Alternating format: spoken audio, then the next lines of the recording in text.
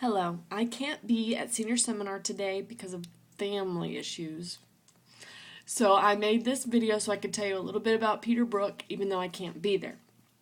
We all got that handout about Peter Brook, so I don't want to tell you a bunch of stuff you already know, but Peter Brook believed theater is life, and that theater should have the spark of life in it, and that two people meeting, theater maybe, but it's really theater if some third party is observing them, and it can be in any space. It does not have to be the traditional stage, audience, lights, set space. It can be any space. And in fact, the project that I was assigned, I don't know if I'm going to say it right, Orghost, was done in Persia, which is now Iran, and it was in on a mountainside, on the very top of a mountainside, right by where the ruins from Darius and Xerxes' palace was.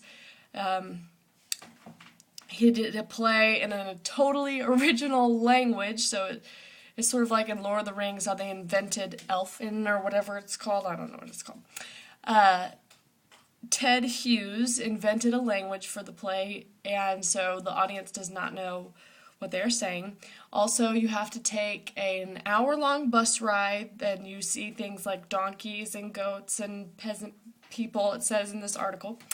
And then once you arrive to the ruins, you then have to take a 20-minute hike up the mountain where you will be seated, and it's dusk at this point, and there's only firelight to light your way, and the actors are seated on the ground in clothing from where they're from. So there's African clothing, there's blue jeans for Americans and stuff like that, and then one of the actors is 70 feet above everyone, and he's chained to a rock, and there's not really a plot to this production, but it follows Greek, Roman, and Persian mythical characters. At one point, a fireball falls from something up high, and it's on a chain, and it falls into a cauldron, and then another thing is lit from that fire, and then it's smothered, and I think perhaps that was Peter Brook's way of having a literal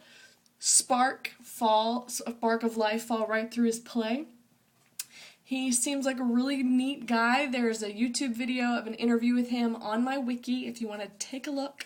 And he says this wonderful thing on there about art being like a meal, that you don't focus on the savory delights of a fork or a spoon, you focus on the food itself, and that is the art, and that the lighting and the staging and all of that is sort of like the fork and the spoon.